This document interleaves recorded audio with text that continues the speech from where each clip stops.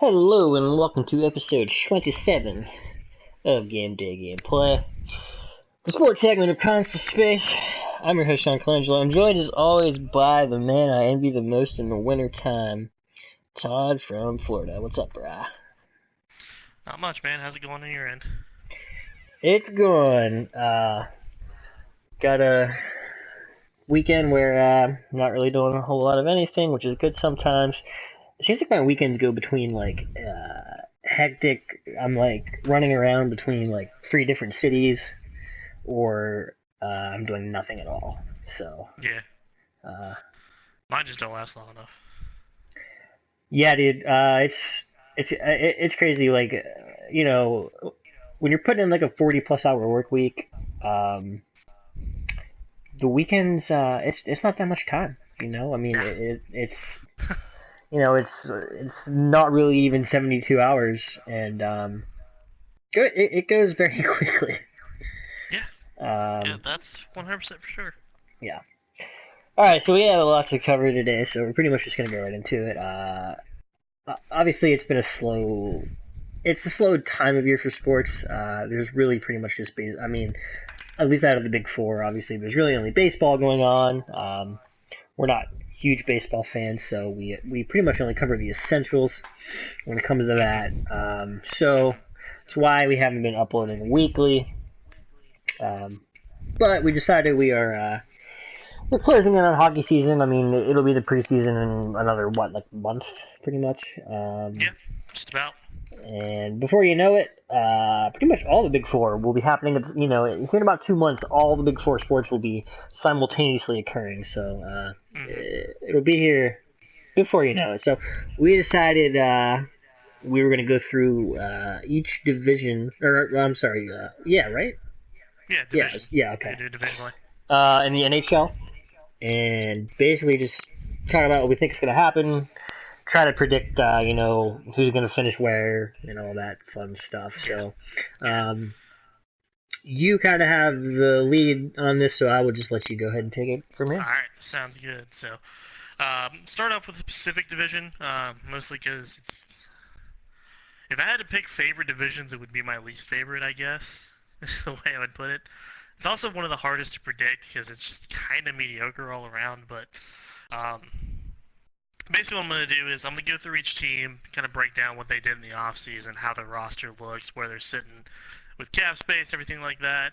And I'm going to do it in the order that I think they're going to finish in, with starting with the team I think is going to finish at the bottom of the division. So that's how the layout's going to go with this. But the team I have finishing last in the Pacific is none other than the Vancouver Canucks, our old friends up at the north of the border. Um, Last year, obviously, they didn't make the playoffs. They had a record of 31, 40, and 11, which is good for 73 points.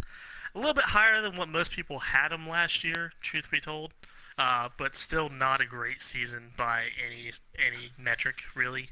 And it doesn't look like to me that they're going to improve that much going in. Now, what they did in the offseason, the additions, they added Antoine Roussel, who's a decent bottom six guy. Probably will play third line minutes for them. You ideally want Roussel on the fourth line if you're on a playoff team, but he can handle third line minutes. They also added Jay Beagle. They overpaid for him. Yeah, what like? They gave him a 4-year contract at $3 million a year. But Yeah, that's way too much for Jay Beagle. yeah, yeah. But again, though, Jay Beagle, he could play 3C, he could play 4C pretty well. Not a bad depth signing. The problem is they also lost both Daniel and Henrik Sedin to retirement in the offseason. They didn't really lose anybody else, but that's a pretty big drop off. I know that Daniel and Henrik had dropped off a little bit. They're older. They're not, what they were in their prime. But still, you're replacing two Hall of Famers in the Sedin twins with Roussel and Beagle. You're going to have a drop off, you know what I mean? Yeah, Um, absolutely. yeah. So here's where their lines are looking. Now, these might not be the lines they actually run in the season. I kind of looked online, looked at some, forum posts from fans of the team, what they thought was going to happen, some other, previews. Put together the best ones, but these were by far not definitive solid lines. But on their first line, I have them with Louis Eriksson on the left wing, Bo Horvat at center, and Brock Besser at right wing. And then on their second line, I have Sven Berishi, Elias Pettersson, who is a rookie, but was their high draft pick I think a year ago, and then Jake Virtanen. Um, in terms of top six, that's not terrible. Especially the biggest question mark is Pettersson, whether he can come in and play, top two center minutes as a rookie. Um, Horvat and Besser are really good. Besser's going to be an absolute superstar. I mean, Yeah, you saw him play the Pens. He had a hat trick in both games against us, I think.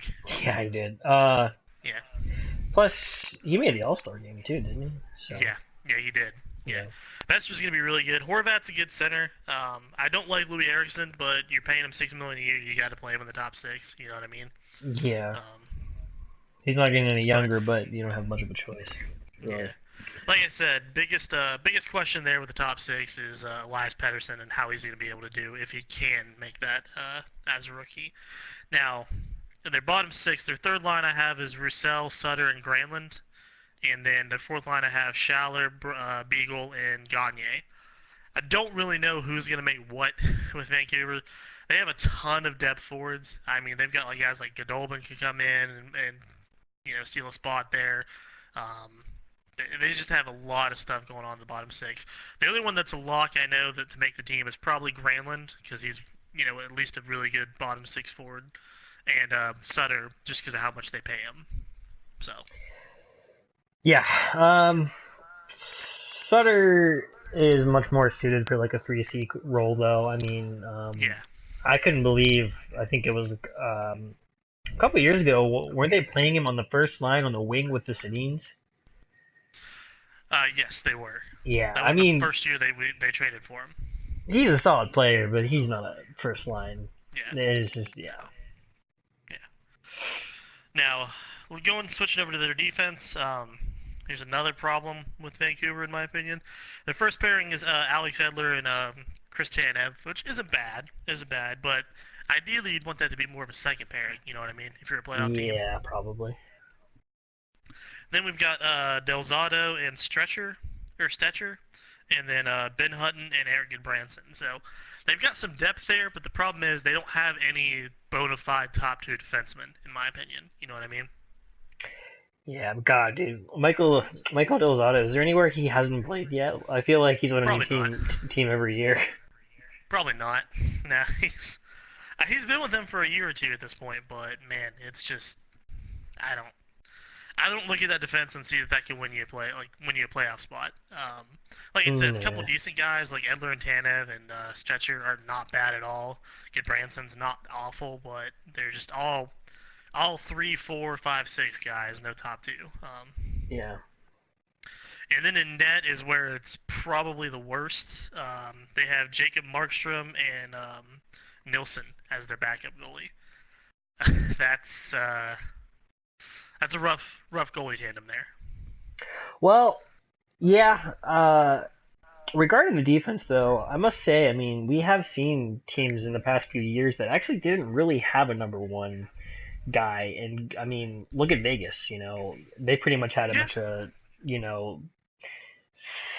second and third pairing players. I mean, we saw the Pens somehow win the cup in 2017 without Letang. So I mean, it can be done. I think a lot of it just depends on how they're playing at the time. But obviously, ideally, you would want like at least Well, one.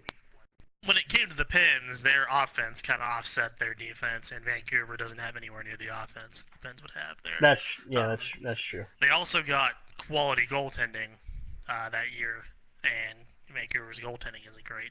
That's kind of the same thing with Vegas. Now, I would argue Nate Schmidt and Shea Theodore are better than anyone on Vancouver's defensive pairings, but still, I get what you mean. They're not really bona fide top two guys, but they also had Fleury backing them up, and Fleury played the career of the season of his life. So Yeah, that's true.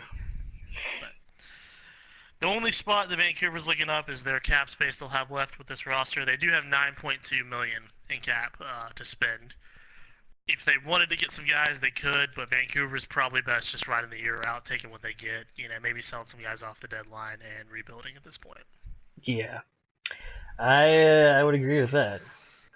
But yep, that's what we got with Vancouver. Let me flip over to the team I have finishing 7th in division, which is the Arizona Coyotes. Yeah, Um, that's what I figured. yeah, they actually finished behind Vancouver last year. They went 29, 41, and 12, and dropped 70 points. But the reason I have them finishing above Vancouver is at the end of the year, I know it was kind of in garbage time, but Arizona did go on a bit of a run, really put it up. Because if you remember, they started off losing like all 12 of their first games. They didn't have a win. Yeah. So um, they kind of did put it together a little bit more in the second half of the season. Plus, they made some additions, and I think will make the team better.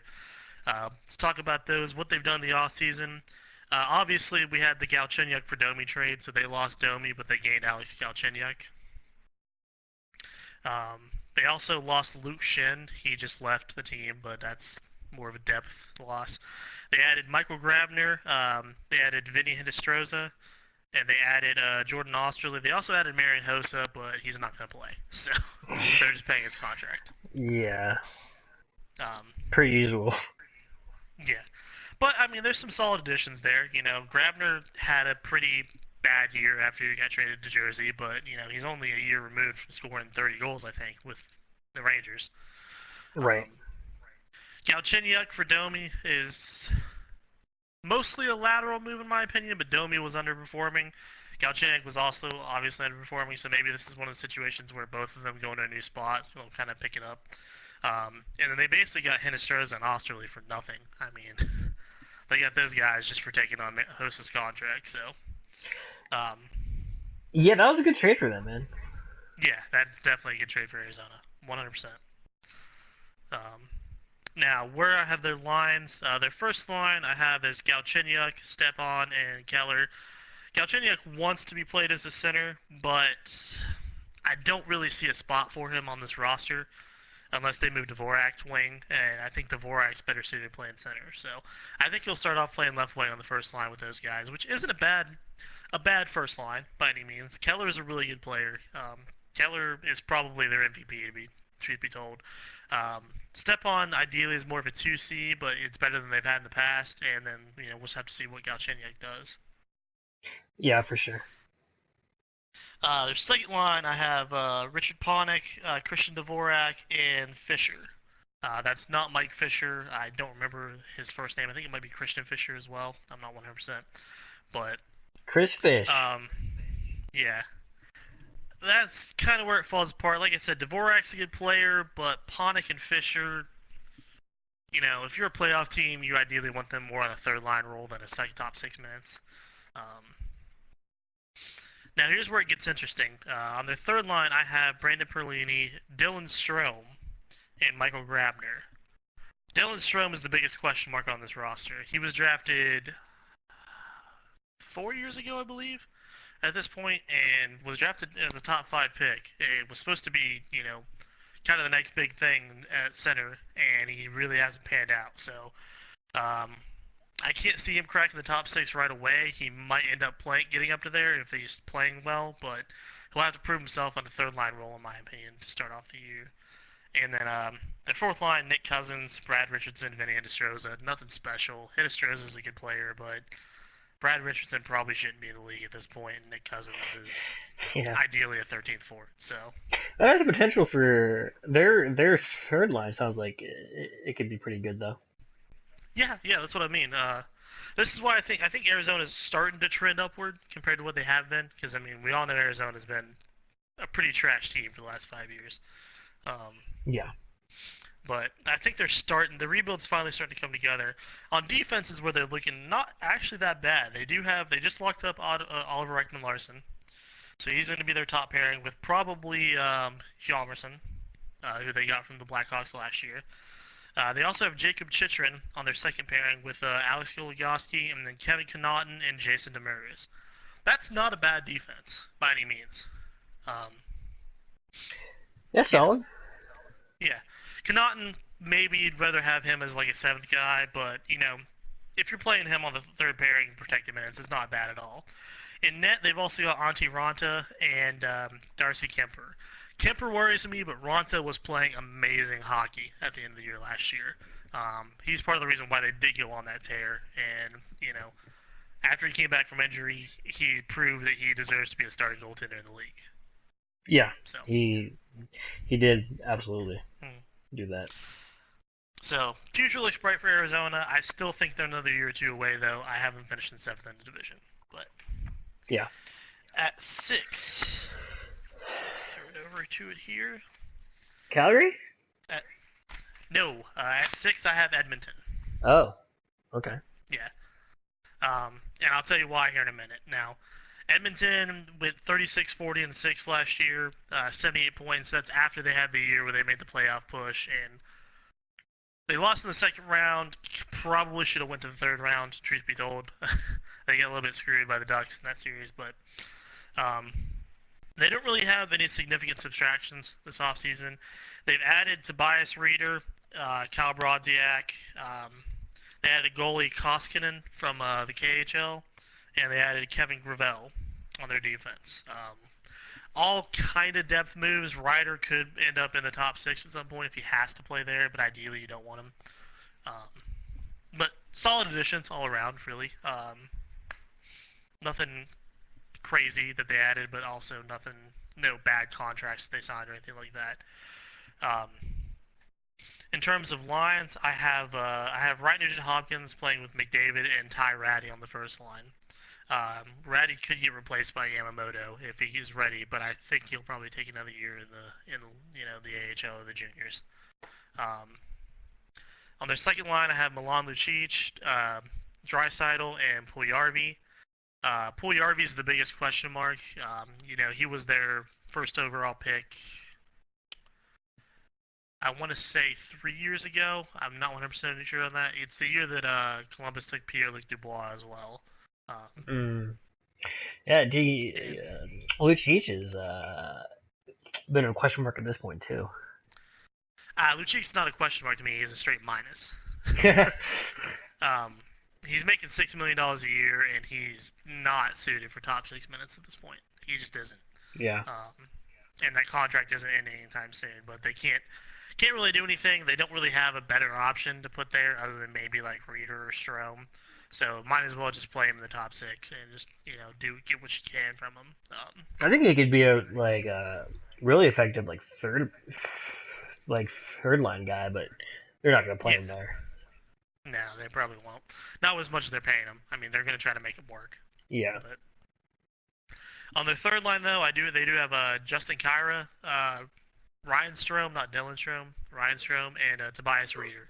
Strome hasn't always played center with him. He could make his way to the wing, but I think they're better off moving Nugent Hopkins to the wing with how well he's been playing and using Strome with the 3C. That's not a bad third line, though. Kyra, Strome, and Ryder. It has potential to be a pretty decent third line. Their fourth line's really not bad either. They got Kajula, Brodziak, and Cassian. Nothing crazy lighting up the score sheet, but it's going to be a solid grinder fourth line. Right. Where I have a problem with Edmonton is more on their defense and in their net. Their first pairing is Clefbaum and Larson. Clefbaum 2 years ago had an amazing year. Last year he really struggled. So we need to see which one is going to be the Clefbaum going forward. You know what I mean? Yeah. Larson's solid, but I don't know. I don't trust Larson as a 2C or a top 2D in my opinion. Which sucks because they traded Taylor Hall for him. Well, we all know what Taylor Hall did last year. Yeah, he totally. They're a lot like the other two we've already talked about so far, in that like they have like a solid decor, but they don't have that one guy. Mm-hmm. Well,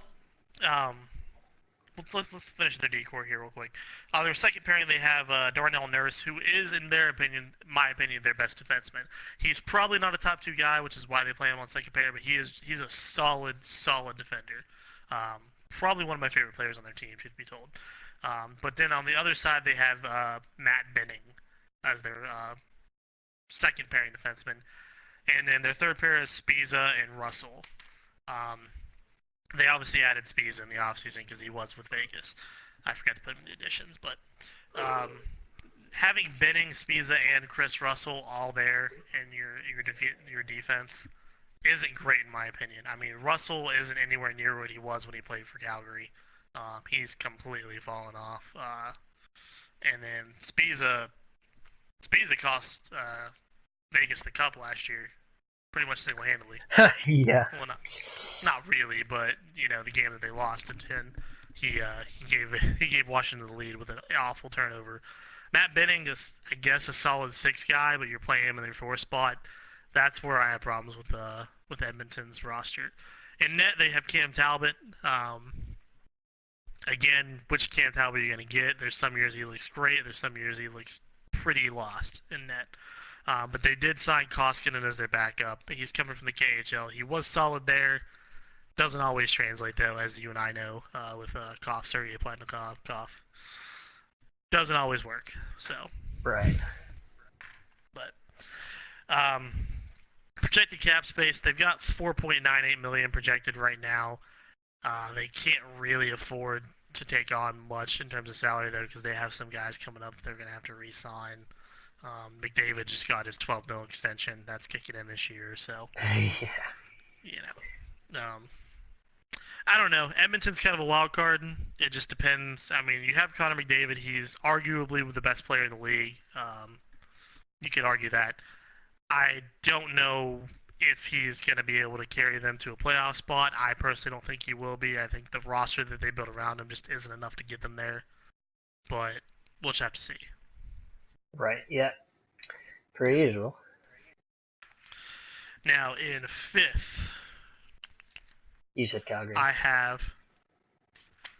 No, I actually don't have Calgary in 5th. I have Anaheim in 5th. Oh, okay. Yeah. Last year, Anaheim was a good team. 44, 25, and 13. 101 points. They did get swept in the first round by the Sharks in the playoffs. Yeah, they sure did. Yeah.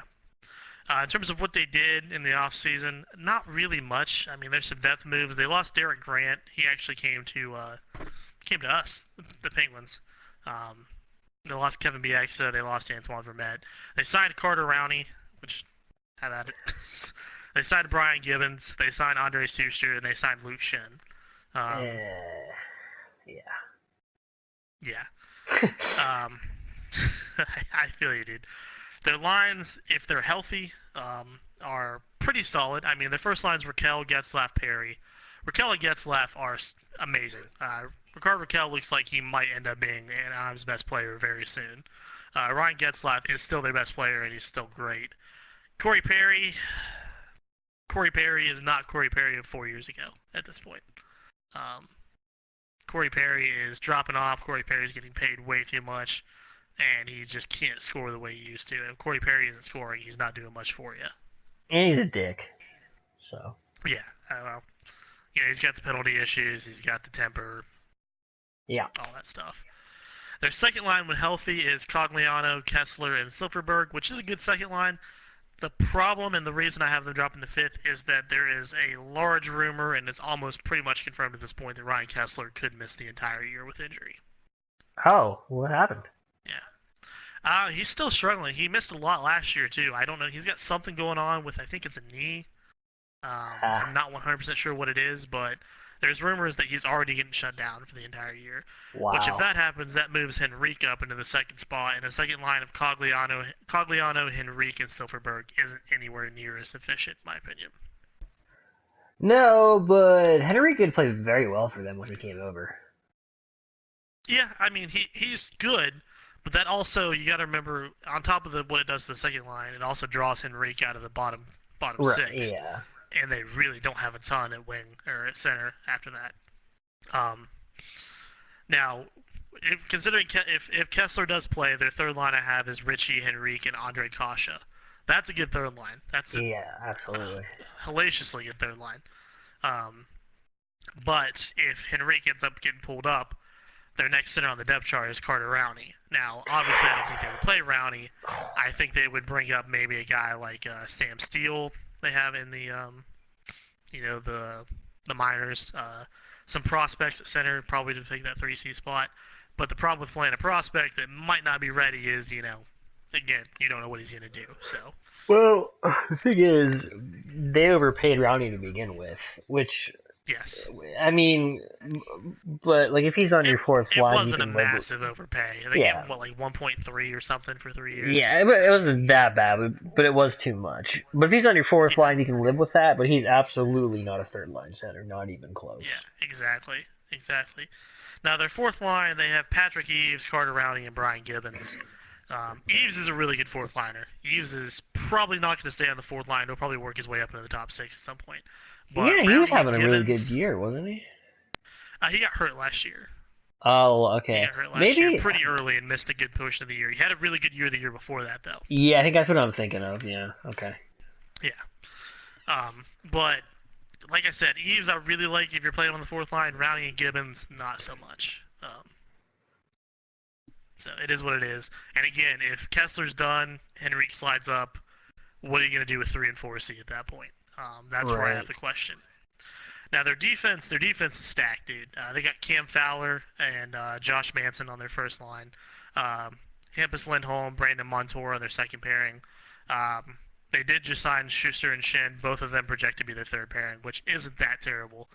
Shin probably maybe could be better off as a seven guy, but Schuster definitely deserves a bottom pair role. Wait, So wait. They got Andre Schuster from Tampa? yes, yes they did. Oh, so that had to be a trade, right? No, I think he was actually UFA. Oh, okay.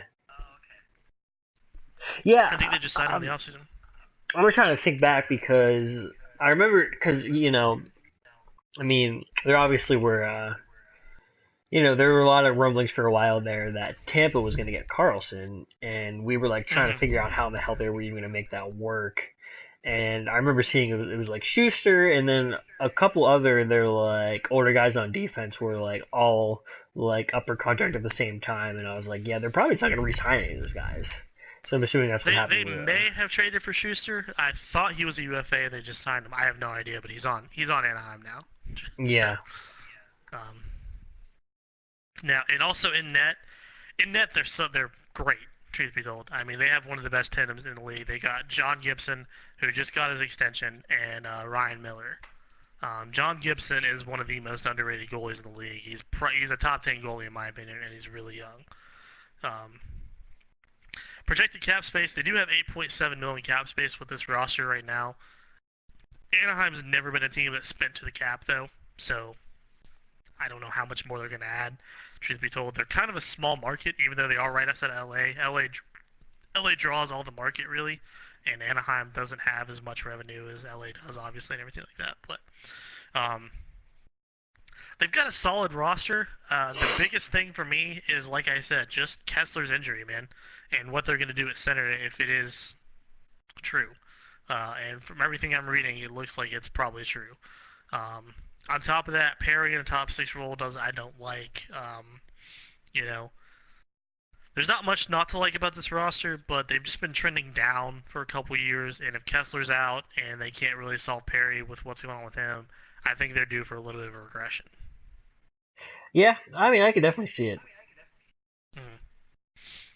Now, I said I have them fifth in the division. That still possibly could be a playoff spot. I don't think it's going to be because the Central's really good this year. I think they'll be like the first team to miss the playoffs. Is basically where Yeah, I have them. Um, Now, if we're moving on, four we finally have it. Calgary. yeah. Okay, the Flames. Um, yeah. Last year they didn't do great. They didn't do terrible, but they didn't do great. They finished 37, 35, and 10 with 84 points. They missed the playoffs. They missed it by about, I think, like 6 or 7 points. So it wasn't a huge miss, but they didn't make it. However, what they did in the offseason really has me thinking they could be on the upswing. They lost Dougie Hamilton and Michael Furland in a trade to Carolina. But in that trade, they got Elias Lindholm. They got Noah Hannafin. They also signed James Neal from Vegas. They also signed Austin Zarnik and Derek Ryan. So they added some pretty good pieces, both at the top and both in their defense and their offense, and at the bottom. Um, I really like what they did in the offseason in terms of Calgary. Their lines, I have their first line is Gaudreau, Monahan, and Neal. That's a pretty solid first line, man. Yeah, absolutely. Yeah. Their biggest question's always been who do they play with Gaudreau and Monahan. James Neal can come in there and score, what he used to, 25, 30 goals. That he's more than capable of doing. That solves that question. That also frees up Kachuk to play on their second line left wing. They have him with Backlund and Frolik. Frolik is the only one I don't like as a top six guy for them, but Backlund is a really good center. He had an off year last year, but the entire team kind of did. And Kachuk, we all know what Kachuk is, dude. Kachuk's a pest, and he's a good pest. He's a pest and he's pretty talented too. So Oh yeah, he's extremely talented. It reminds me a lot of, in that sense, he reminds me of Marchand. He doesn't play like Marchand. He's a lot more of a power forward than Marchand is, but he's one of those guys that's really talented, can score on you, and then can also piss you off while he's doing it. yeah, Now, here's why I have Calgary going up. Their third line right now: Sam Bennett, Derek Ryan, Elias Lindholm. I don't know what organized they're going to do because all three of those guys can play center. I think they'll probably put Ryan in the center and put Bennett and Lindholm on the wings. That's a solid third line. I mean, Elias Lindholm was a 40, 50 point guy with Carolina. Sam Bennett's been pretty good for them so far, and then Derek Ryan is a solid. Probably maybe you want him on the fourth line, but he could definitely play third line minutes if he has to. yeah, absolutely. And then their fourth line, they have Mangiapane, I don't know how to pronounce his name, Jankowski, and Zarnik. Not the greatest fourth line. I really like Austin Zarnik. I think he's a good fourth line guy. I don't know much about Mangiapane and Jankowski. I think they're more recent guys. Just depends, but you don't really have to have that much for your fourth line as long as they're just not getting scored against every time they're on the ice, kind of thing. You know what I mean? Right. They've also got Curtis Lazar and Garrett Hathaway in the stashed if they need to bring those guys in. Lazar can play fourth line center if he has to, that kind of thing. Defense, they still got Mark Giordano and TJ Brody as their first pairing. That's a great pairing. Brody is a really good offensive defenseman. Gio is slowing down a little bit, but he's still one of the best all-around defensemen out there. They did replace Hamilton with Hannafin, but he's slotting into their second pairing with Travis Hamonic. Again, that's a really solid second pairing. You can't really complain about that. Yep. And then they have Brett Kulak and Mark Stone as their third pairing. Not amazing by any sense, but also not bad either. Definitely serviceable. They'll get protected minutes with as good as their top four is as well. And then in net, they got Mike Smith, who's been pretty much a revelation ever since he went to Calgary. He's been great. And then they have John Gillies in the back as their backup. It's kind of a risk, in my opinion, putting them over Anaheim. I think on paper, Anaheim has the better roster. I just really like the moves that Calgary's done in the offseason. Yeah, I mean, I'm sure we probably talked about that on a earlier episode about the trade deadline, and yeah, we honestly were kind of confused as to why Carolina was parting with young talent when they were when they're obviously kind of rebuilding. Yeah, I mean, I think the Flames absolutely won that trade when they acquired Lindholm and was it, damn it, Hannafin. Right. Yeah. So. Yeah. Now, in terms of what they're looking at cap space, they currently have $7.5 million, but Hannafin has not signed an extension yet, and he's an RFA at this point. So they own his rights. They haven't signed him. I think he's in arbitration, and they haven't agreed on something yet, but he'll get signed eventually, but you're probably looking at least $5 million for him, so I'm guessing they're probably going to have about $2.5 million left in cap space. So they're going to be a little bit tight, but I just like the moves they made in the offseason. Like I said, I don't like Frolik as a top six guy, but it's really possible that Lindholm or Bennett could push him out of that role anyway.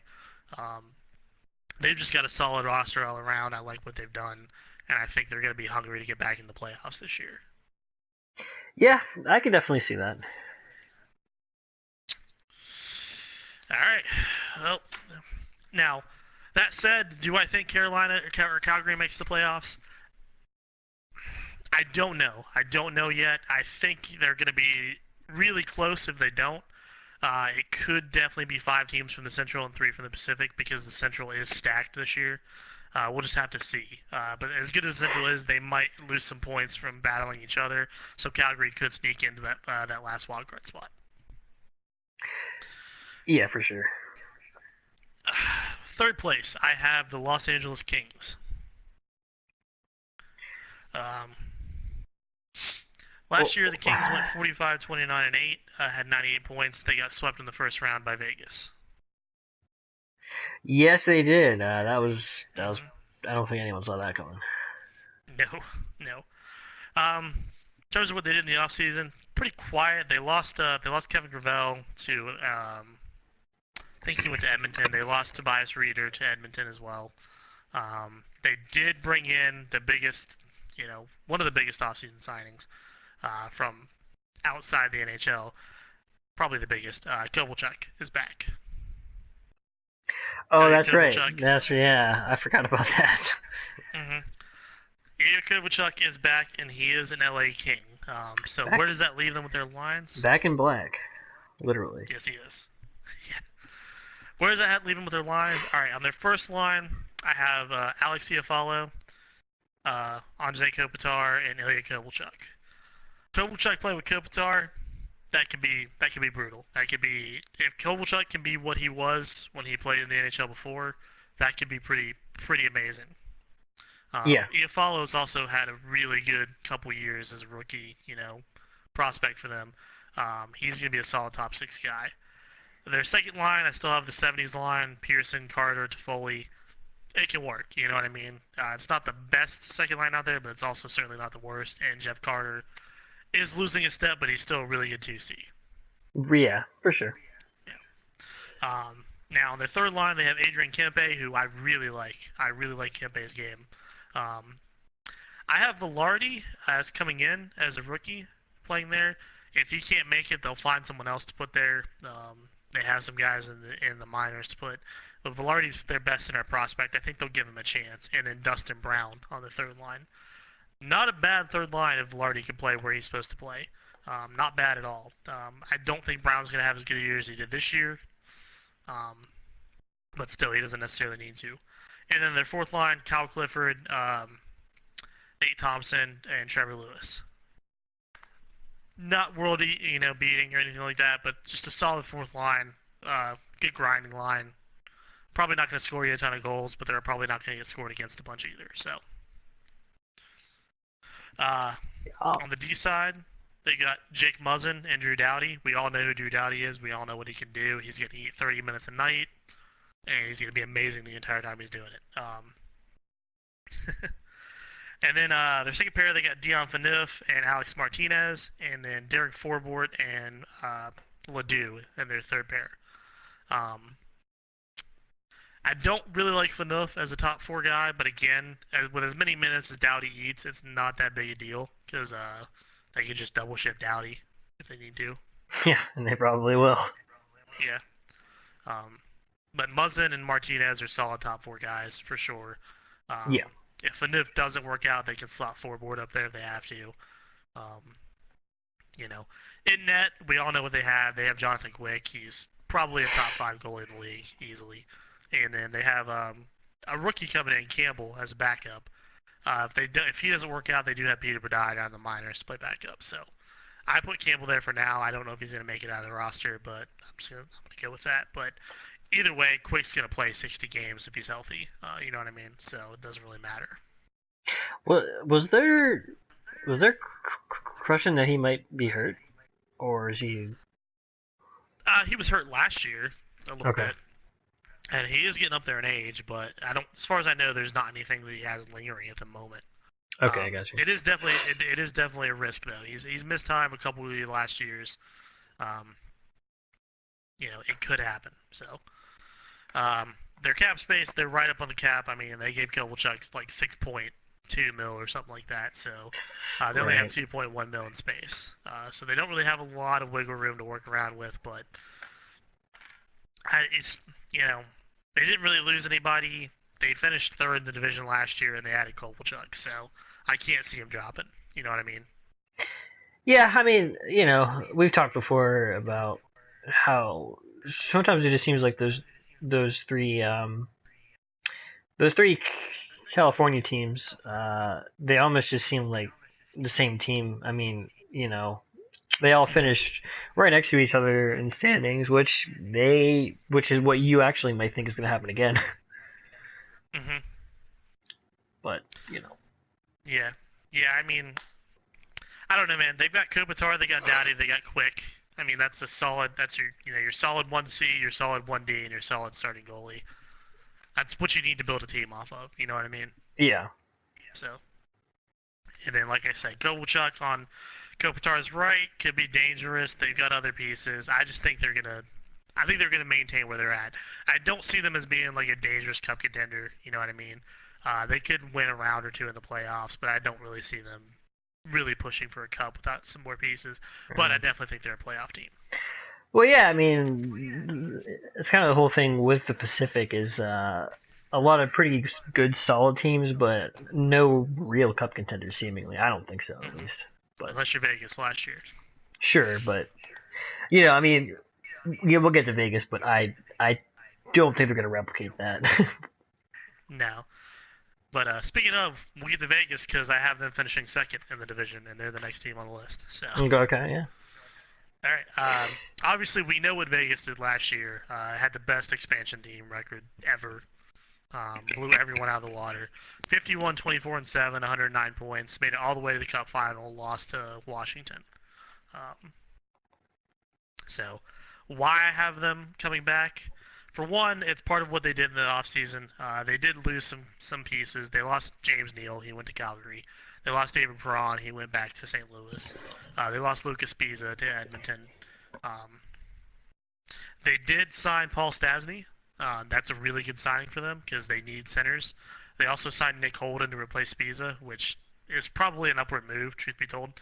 But the real reason I have them dropping a little bit is I think they're going to lose some of that expansion year magic next year.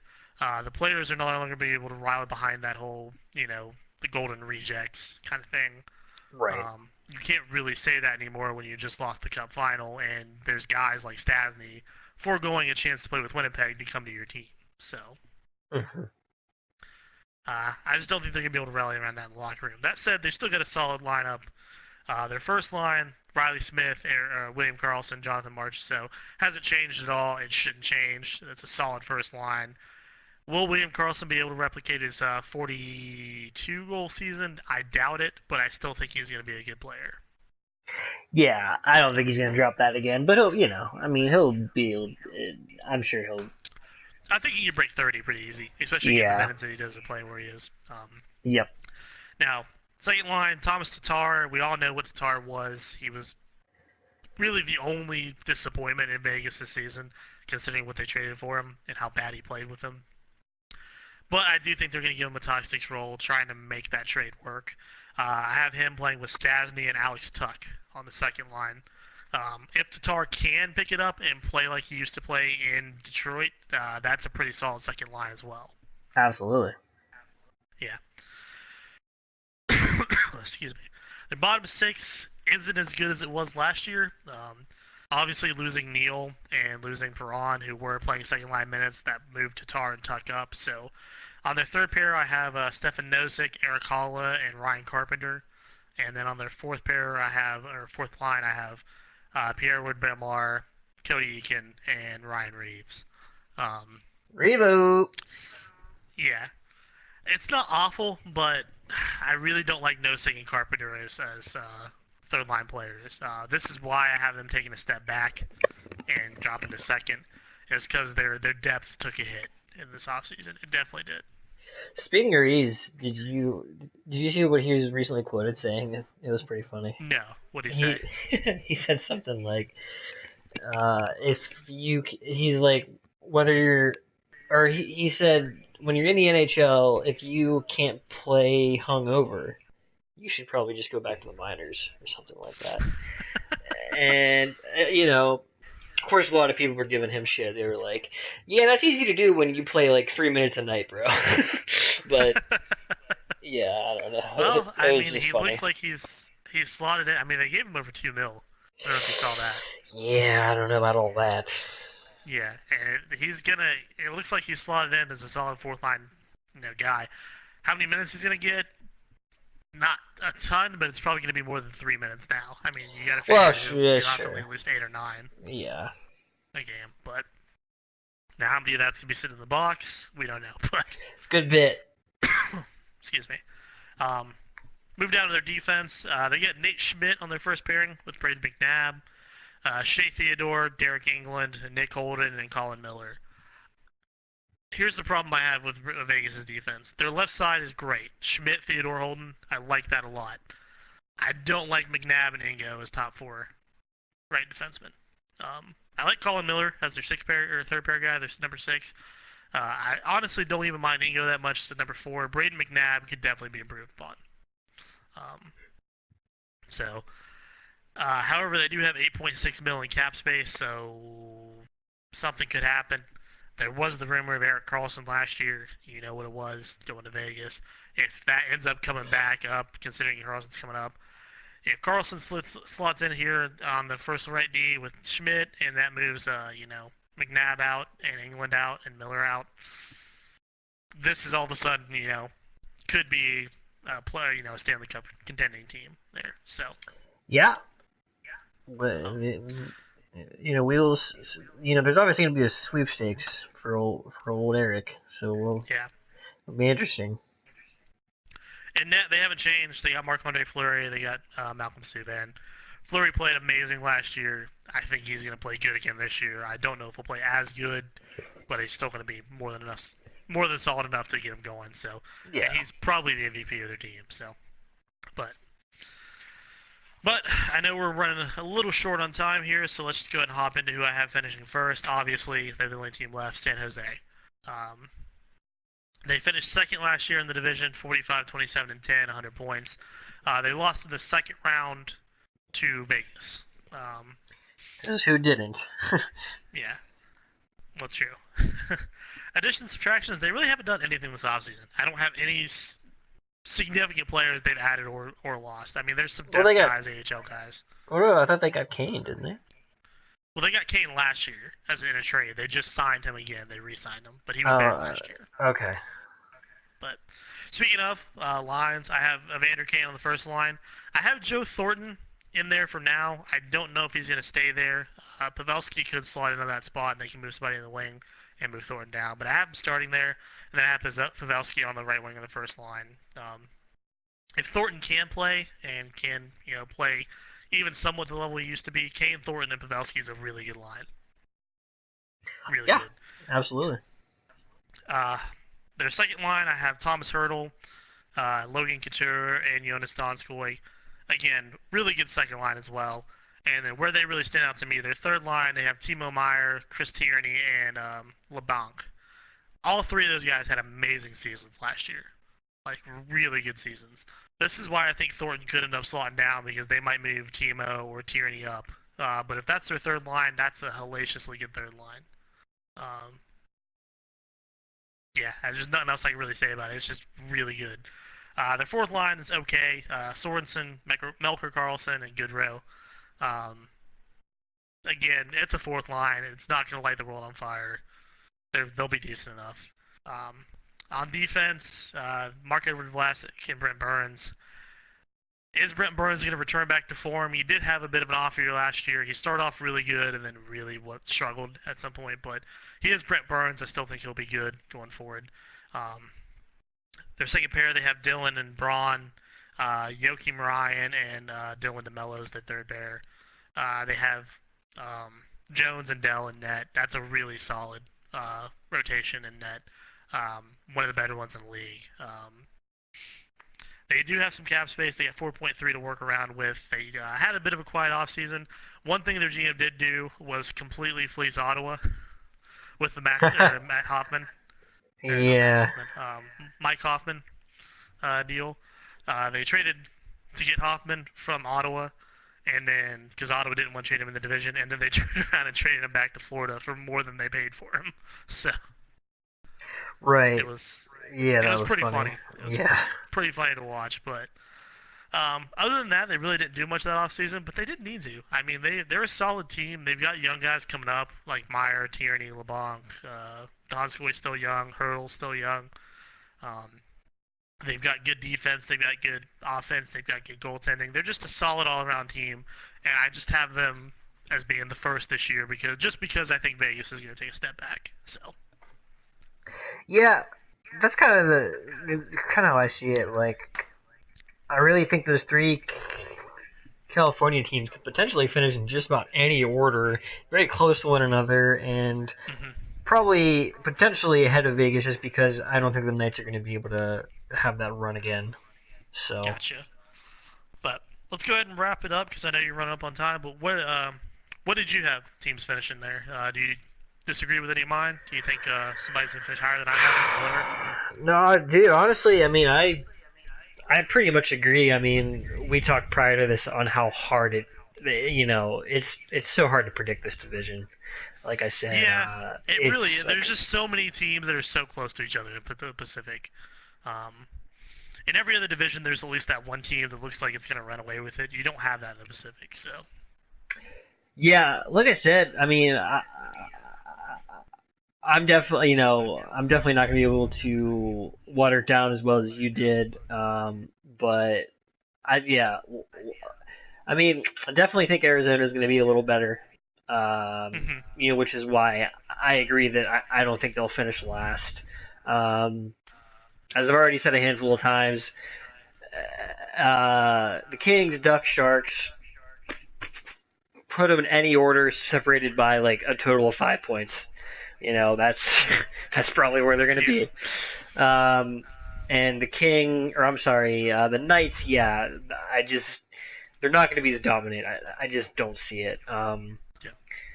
The only thing, I mean, I could see Edmonton maybe finishing a little higher. I don't think they're going to be as I, I'm hard pressed to believe that they're going to struggle as badly as last season. Um, Yeah, I can see it. I mean, I don't think they're going to win the division by any stretch, but I don't know. I think they might finish a little higher. But Gotcha. Mhm.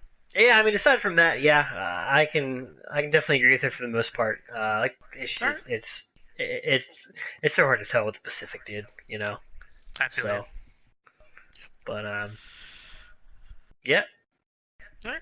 Well, that's my Pacific Division breakdown. That's really all I got for them. Next time we do it, I don't know if it's gonna be next week, if we'll just do a news one, or what the week after, whatever we do it. But I'll do the Central next. So. yeah, that's what I figured. Yeah, we should be able to do it next week, hopefully, and we'll do the Central, and yeah, we'll keep trucking from there. So. Mhm. All right, man.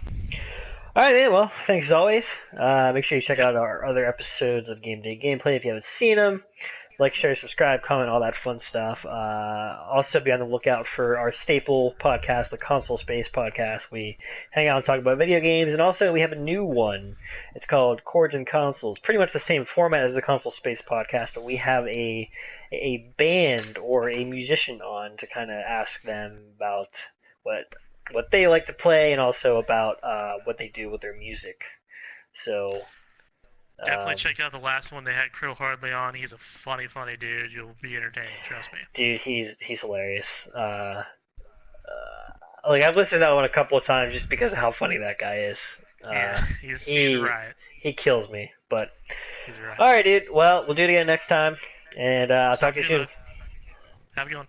Later.